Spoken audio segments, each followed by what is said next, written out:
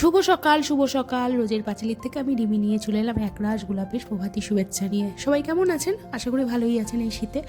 আর শীতে দেখবেন এখনও আমার বাড়িতে কিন্তু পিঠে শেষ হয়নি। আর হ্যাঁ, এগুলো কিন্তু সব পিউর বাড়ির বাগান। যাই হোক, পিঠে শেষ হয়নি। গতকাল রাতে ছেলে আর ছেলের বাবা মেলায় গেছিলো। ছেলে ভীষণ ভাপা পিঠে পছন্দ করে, যে পিঠেটা সম্ভব না বাড়িতে বানানো। আর আমি তো পিঠেতে কিছুই পারি না করতে, তা আমার ভাগের ভাপা পিঠে রয়ে গেছে। আমি রাত্রিবেলা করে না তেমন কিছু খেতে পারি না। যাই হোক, আর কিছু বাদাম এনেছিল। বাদাম সবাই টুকটাক ভালোই খাই। আর এই বাদামগুলোই সব আজকে এখানটায় কোটোতে ঢেলে নিলাম। আর প্রচুর সবজির খোসা জমেছিল দুদিনের, অবশ্যই সেই সবজির খোসাগুলোকে এবার এইখানটায় রেখে চাপা দিয়ে রেখে দেবো। আর এখানে না একটু মাটি লাগবে, কারণ সবজির খোসা একটু বেশিই হয়ে গেছে, মাটিটা কম পড়ে গেছে। আর এইবার এগুলোকে সুন্দর করে চাপা দিয়ে রেখে দেবো। ফেব্রুয়ারি মাস না আসা পর্যন্ত সারটা ঠিকঠাক হবে না, এই হচ্ছে বিষয়। দেখা যাক কী হয়। আর আমি তো প্রতিনিয়ত গাছে জল, মানে প্লেন যে জলটা হয় সেই জলটা তো দিই না। আমি দিই চাল ধোয়া, ডাল ধোয়া বা সবজি সেদ্ধ করার পরে যে জলটা বেরোয় সেই জলটাকেই আমি গাছের গোড়ায় দিই। এবার সেগুলোই এখানটায় দেবো। আমি এই বালতিতে করে রেখে দিয়েছিলাম। আর এই বালতিটা আমার ঘর মোছার বালতি। যাই হোক, আর এই যে দেখেছেন স্ট্রবেরি গাছে কিন্তু ফুল ফুটে ছোট্ট ছোট্ট স্ট্রবেরি বেরোচ্ছে। আমার মনে হচ্ছে এবার আমি স্ট্রবেরি পাবো, কিন্তু গাছগুলো যত্ন হচ্ছে আমার মনে হয়, জানি না, একটু সময় না দিলে পরে বোঝা যাবে না বিষয়টা। ডালিয়া ফুল গাছের ওই আগাটা ভেঙে দিয়েছিলাম, এখন ওই যে শাখা বেরিয়ে গেছে। আর দেখা যাক, সে দিনেরটা দিনে দেখা যাবে। আর আজকে আমি একটু কৃষ্ণনগরে যাব, ছেলে প্রাইভেটে যাবে, ওখান থেকে আবার বইমেলায় যাব। আজকে টুকটাক কাজ, মানে আমি একটা দিনও না সময় পাচ্ছি না, এত বিজি এত বিজি। আমার মতন মনে হয় না জীবনে কেউ এত বিজি থাকে, কিছু না কিছু লেগেই আছে, যেটা হয় আর কি। আরও হ্যাঁ, এই যে এই পাঁচমিশালো ভাজাটা দেখছেন, এটা হচ্ছে শীতকালের আমার জাতীয় ভাজা। এটা প্রতিদিন হবে, সব রকম সবজি যা যা আছে ঘরে সব রকম সবজি দিয়ে একটা ভাজা। আর এই সবজিটা করতে হবে, মানে করতেই হবে।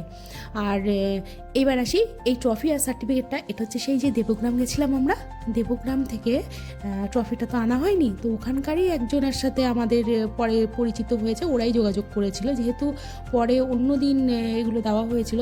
এখন বিষয় হচ্ছে আমরা তো অন্য দিন আর যাইনি, তাই আমাদের বলেছিল আপনি একটা টাইমে কোনো একটা জায়গার ঠিকানা দেওয়া হয়েছিল, সেখানটায় গিয়ে এটাকে নিয়ে নেবেন। তা ছেলে চলে গেছিলো পড়তে, প্রবালও ওখান থেকে আসবে, আরও সব বন্ধুরা আসবে, অনি আসবে, কৌস্তব আসবে, আরও সব বন্ধুরা আসবে। তাই বললাম ঠিক আছে, তাহলে তোমরা বইমেলায় ঢুকে যাও, আমি ট্রফিটা নিয়ে বইমেলায় যাব। আর আমার ছেলে জানেন তো একটু বই পড়তে ভীষণ ভালোবাসে। বাতকুল্লা কল্যাণী থেকে কিনেছি, তাতে কী হয়েছে, কৃষ্ণনগর বাকি আছে। আর ওর না ভীষণ পরিমাণে বেদ, গীতা, মহাভারত, শিবপুরাণ, বিষ্ণু পুরাণ, এই ধরনের যেসব দেবী ভাগবতম যেসব বইগুলো আছে ও খুব পড়তে ভালোবাসে, তাই এই বইগুলোকে কিনতেই হবে। আরও না রাখি থেকে সেই টাকা জমাচ্ছে, সাথে ওর বাবাও কিছু দেয়। আর একটা মানুষ এত বই যখন পড়তে পারে, কে না চায় যে না ঠিক আছে তুমি পড়ো বই। পড়ার বই যে খুব একটা বেশি পড়ে তা নয়, ও এই ধরনের বই পড়তে ভালোবাসে। যাই হোক, যার যেটা ভালো লাগে তা সে তেমনই প্রবালও বই কিনেছে। আর একটা বিষয় হচ্ছে অনি আর অনেক রুদ্ধ অবশ্যই আর কৌস্তব এসেছিল, ওরা আবার প্রবন্ধ খুব ভালো লেখে, এত ভালো লেখে বলার মতো না। ওরা বইমেলাতেই প্রবন্ধের একটা কম্পিটিশান হয়েছিল, আর ওরা একদম র্যাঙ্ক করে ফেলেছে। আর ওরাও অনেক বই দেখছিল, বই কিনছিল, আর আমি পাশের থেকে দাঁড়িয়েছিলাম। আমার সাথে অবশ্যই প্রত্যেকের ভীষণ ভালো একটা বন্ডিং। আর আমরা এখানে আবার সবাই মিলে ভীষণ পরিমাণে গল্প করছিলাম যে হয়ে গেল এই যে সেই কৌস্তব, একে তো অনেকেই চেনেন। আর এই যে অনি, এও হয়ে গেল, দুজনেই ফার্স্ট সেকেন্ড হয়ে গেল প্রবন্ধ লেখাতে।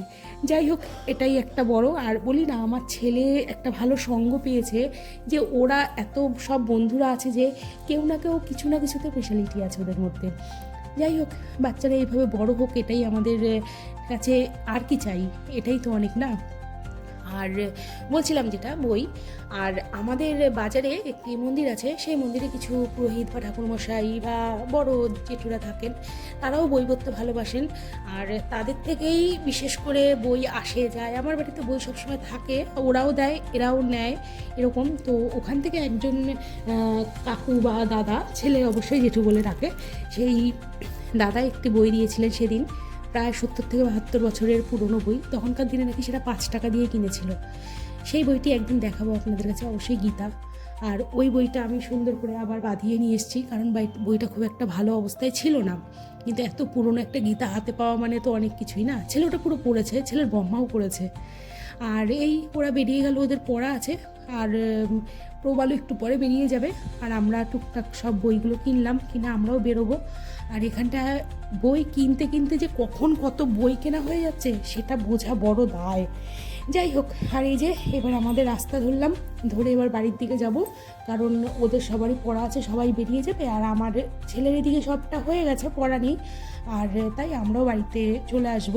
আর এই যে দেখুন এতগুলো বই নিয়ে এসেছি, এই বইগুলো সব আজকে কেনা হয়েছে।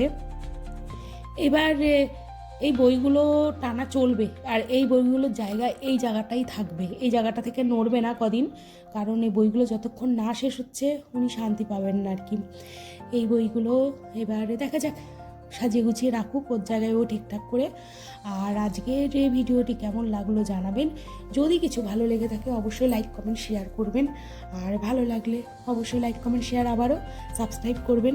আর দেখা হবে নতুন আর একটি ভিডিওতে, ততক্ষণ সবাই ভালো থাকবেন, সুস্থ থাকবেন, সাবধানে থাকবেন। আজকের মতন এখানটাই, আর সবাই শীতটা উপভোগ করুন, বইমেলা উপভোগ করুন, মেলা উপভোগ করুন। আজকের মতন টাটা।